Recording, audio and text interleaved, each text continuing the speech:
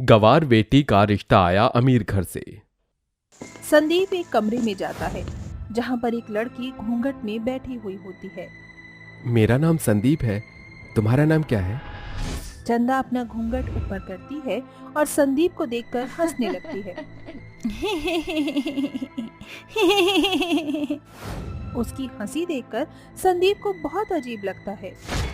हमारा नाम है गंगा, तुम्हारा नाम गोबर है क्या? ये सुनकर संदीप को गुस्सा आता है और वो कमरे से बाहर निकल जाता है। बाहर आने के बाद वो अपने माता पिता से कहता है, माँ पिताजी चलिए यहाँ से, मुझे लड़की पसंद नहीं है। लेकिन बेटा ऐसा क्या हो गया जो? तभी गंगा बाहर आती है। मुझे इस गवार से शादी नहीं करनी, चलिए मैं आपको रास्ते में सब कुछ बताता हूँ। संदीप अपनी माँ और अपने पिता को लेकर वहाँ से चला जाता है।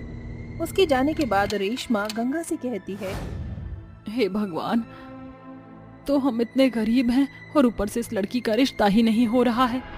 जब गोबर जैसे पति ढूंढोगी तो रिश्ता कहाँ से होगा? गंगा के ऐसे बर्ताव की वजह से उसके कई सारे रिश्ते पहले भी टूट चुके थे, लेकिन उसकी माँ रेशमा बहुत गरीब थी और वो हार नहीं मानती है। वो गंगा की कुंडली पंडित के पास ले जा रही थी कि तभी रास्ते में उसी गांव की कुछ औरतें मिल जाती हैं। अरे बहन रेशमा, कहाँ जा रही हो? पंडित जी के पास जा रही हूँ अपनी बेटी की कुंडली लेकर। तेरी गवार बेटी को कोई पसंद नहीं करेगा। सावित्री की बात सुनकर वहाँ खड़ी औरतें हंस पड़ती हैं, लेकिन रेशमा उन्हें नजरअंदाज करके पंडित के पास पहुँच जाती है। सही समय पर आई हो, आज ही मेरे पास एक लड़के का रिश्ता आया है। उन्हें गरीब घर की लड़की चाहिए, कहो तो बात आगे बढ़ा देता हूँ। अरे पंडित जी ने की और पूछ पूछ। ये सुनते ही रेशमा बहुत खुश होती है। वहीं पंडित फौरन ही दोनों परिवारों में रिश्ते की बात शुरू कर देता है, जिसके चलते दोनों परिवारों के बीच में शादी की रस्में शुरू हो जाती हैं। और वो दिन भी आ जाता है जिस दिन गंगा विदा होकर अपने ससुराल पहुंच जाती है, जहां उसकी सास कोकिला उसका गृह प्रवेश करती हैं। आओ बहू, घर के अंदर आओ। साक्षात लक्ष्मी हमारे घर में पधारी है और यही गवार लक्ष्मी माता हमें खूब सारा धन भी देंगी। गंगा गृह प्रवेश करके अंदर आ जाती, जिसके बाद समायरा उसे सभी औरतों के पास उसकी मुंह दिखाई की रस्म के लिए बैठा देती है। बहू तो बहुत अच्छी है और सुंदर भी है। ये ले बहू, मेरी तरफ से तुझे मुंह दिखाई की रस्म में ये पायल, ये तुझ पर बहुत अच्छी लगेगी। अरे वाह, कितनी प्यारी पायल है, ये तो बहुत खूबसूरत है, इसको मैं अभी पहन लेती हूँ। गंगा उस पायल को अपने गले में पहन लेती है, जिसे देखकर रेखा और बाकी सारी औरतें जोर जोर से हंसने लगती हैं। अरे बहू, इसे गले में नहीं पहनते, इसे तो पैरों में पहना जाता है। अरे माँ जी, क्या फर्क पड़ता है कि मैं ये पायल पैरों में पहनूं या फिर गले में? गंगा की ऐसी बातों पर सभी औरतें हंसने लगती हैं। ये सब देखकर नताशा कहती है, अरे वाह समायरा, तेरी भाभी तो पूरी गवार है। कहाँ से ढूंढा तुमने अपने भाभी को? इसका क्रेडिट तो माँ को जाता है। अरे वाह माँ, आपको तो बहू चुनने का अवार्ड मिलना चाहिए। अब देखना, मेरा ये सौतेला बेटा बहुत जल्द अपनी सारी प्रॉपर्टी मेरे नाम कर देगा और उसके बाद मैं सारी प्रॉपर्टी अपने बेटे अविनाश के नाम कर दूंगी। इंद्रजीत कोकिला का सौतेला बेटा होता है, लेकिन वो अपने दिमाग और अपनी समझदारी से बहुत आगे होता है। उसने बहुत कम समय में मार्केट में अपना दबदबा खड़ा कर दिया था। वो शहर का सबसे बड़ा बिजनेसमैन था। मुंह दिखाई की रस्म पूरी हो जाती है। कोकिला उसे इंद्रजीत के कमरे में ले जाती है। आज से ये कमरा तुम्हारा है और तुम यहीं रहोगी। इस वाली अलमारी में तुम्हारी पहनने के सभी कपड़े हैं और यहाँ गहने भी हैं। अगर कोई भी समस्या या कोई भी परेशानी हो तो तुम मुझे बता सकती हो। गंगा इतनी सुंदर सुंदर साड़ियाँ और गहने देखकर उन्हीं के अंदर खो जाती है, जिसके चलते कोकिला उसे कुछ नहीं कहती और वहाँ से चली जाती है। तभी थोड़ी देर में इंद्रजीत वहाँ आ जाता है और वो गंगा को इतना खुश देखकर उसी से पूछता है, यहाँ पर अलमारी को खोलकर इतनी खुश क्यों हो, क्या मैं जान सकता हूँ? जरा ये देखो, कितनी सारी साड़ियां हैं और कितने सारे गहने। अगर महीना भर भी पहनूंगी तो भी खत्म नहीं होंगे। लेकिन गांव में तो मेरे पास एक फटी हुई साड़ी थी जिसे मैं हमेशा पहना करती थी। गंगा की बातों से इंद्रजीत को इतना समझ आ जाता है कि वो कितने गरीब घराने से है। मेरी सौतेली माँ ने तुम्हें मेरे लिए चुना है तो शायद कुछ सोच समझ कर ही चुना होगा, लेकिन मेरे हिसाब से तो मेरी पत्नी बनने के लायक तो नहीं हो तुम। फिर भी तुम इस कमरे में रह सकती हो। इंद्रजीत अपना तकिया और चादर उठाकर टेरेस पर सोने चला जाता है। जब सवेरा होता है तो कोकिला इंद्रजीत को छत पर देखकर हैरान रह जाती है। अरे ये क्या इंद्रजीत यहाँ छत पर सो रहा है? उसे तो अपने कमरे में होना चाहिए। अगर गंगा उसे अपने प्यार के जाल में फंसा नहीं पाई तो सारी प्रॉपर्टी मेरे नाम कैसे होगी? कोकिला गंगा को बहुत समझाती है, लेकिन गंगा सिर्फ वही करती है जो उसे अच्छा लगता है। एक दिन वो घर के नौकर को इंद्रजीत के कपड़े प्रेस करती हुई देख लेती है। तुम ये क्या कर रहे हो? लाओ मैं कर देती हूँ। मेरे पति के कपड़े इस्त्री करने में मुझे बहुत अच्छा लगेगा। गंगा नौकर को वहाँ से भेज देती है और खुद कपड़ों पर इस्त्री करना शुरू कर देती है। लेकिन इसी दौरान गंगा से इंद्रजीत की सबसे फेवरेट वाली शर्ट जल जाती है। तभी वहाँ कोकिला आ जाती है और उसे देख लेती है। अरे ओ गवार की बच्ची, एक तो तू उस गरीब लीचड़ खाने से आई है, ऊपर से तूने इंद्रजीत की सबसे फेवरेट वाली शर्ट भी जला दी। कहाँ तुझे उसके दिल में जगह बनानी थी और कहाँ से उसकी नफरत का शिकार हो रही है। अरे शर्ट जल गई तो क्या हो गया माँ जी, देखो इसे अभी भी पहना जा सकता है। ये तो सिर्फ पीछे से ही जली है और पीछे तो हमारे पति इंद्रजीत का कोट भी आ जाएगा। गंगा की बातें सुनकर वो बड़बड़ाते हुए जाने लगती है। इस गवार का कुछ नहीं हो सकता। लो जी लो, कर लो बात। इस घर में तो किसी को मेरी पड़ी ही नहीं है। अब मैं ही इंद्रजीत को ये शर्ट पहना कर ही रहूंगी। गंगा शर्ट इंद्रजीत के पास ले जाती है और पहना भी देती है। ये आपकी फेवरेट शर्ट है, इसका मतलब हम इसे फेंक नहीं सकते, लेकिन हम इसका इस्तेमाल कर सकते हैं। अब आप इसके ऊपर कोट पहन लीजिए।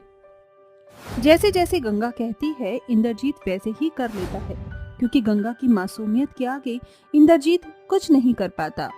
ये सब कोकिला छुप कर देख लेती है और बहुत खुश होती है। आखिरकार वही हो रहा है जैसा कि मैं चाहती थी।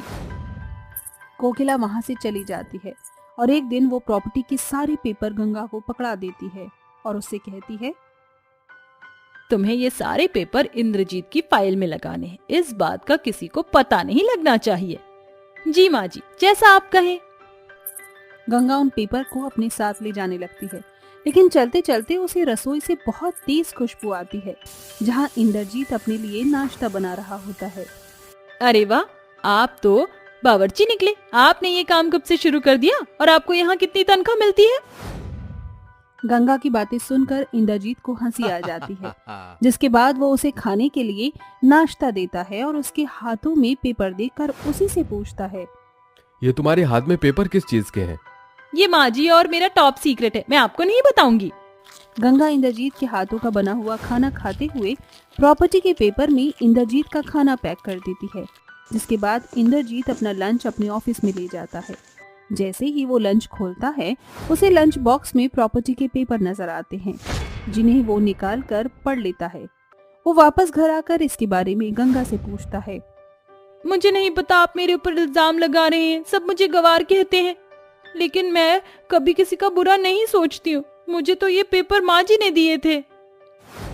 गंगा के गवारपन की वजह से इंद्रजीत के सामने उसकी जिंदगी का एक बहुत बड़ा सच आ जाता है। वो अपनी सौतेली माँ को माफ नहीं करता और उसे घर से निकाल देता है, जिसके बाद वो गंगा की दिमागी हालत का इलाज करवाता है, जिसके बाद गंगा भी नॉर्मल हो जाती है। गंगा के साथ जीवन को जीने लगता है और वो खुशी खुशी उसके साथ रहने लगता है।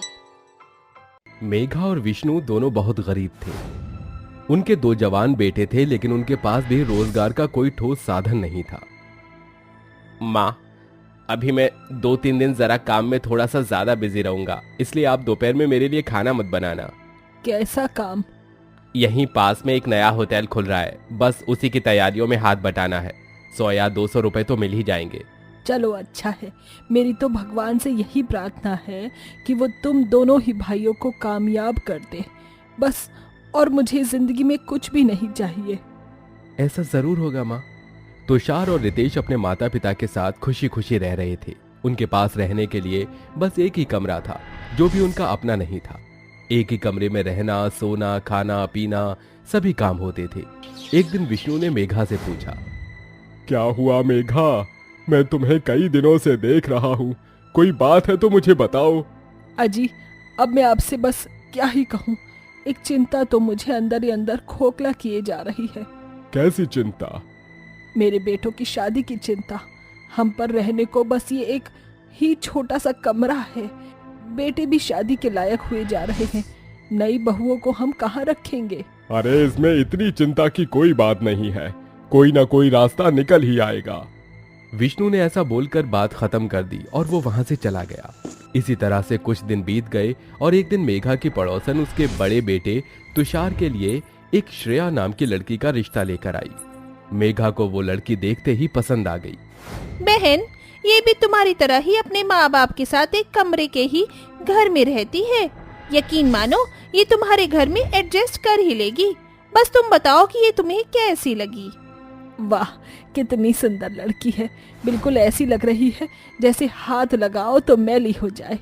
बिल्कुल दूध की मलाई है। मुझे तो ये पहली नजर में ही भाग गई। तो क्या मैं ये रिश्ता पक्का समझूं? रिश्ता पक्का? अरे पगली, मैं तो कल ही शादी की तारीख रखने जा रही हूँ। मेघा ने अपने बड़े बेटे तुषार का रिश्ता श्रेया के साथ पक्का कर दिया, तो वहीं दूसरी तरफ विष्णु ने अपने दोस्त की बेटी से अपने छोटे बेटे का रिश्ता लगा दिया था। इसी तरह से कुछ समय बीता और दोनों ही बेटों की शादी हो गई और अब दोनों ही बहुएं अपने एक कमरे के ससुराल में आ चुकी थीं। आ जाओ मेरे घर की लक्ष्मियों, आओ अब जल्दी से अपना गृह प्रवेश करो। ये क्या?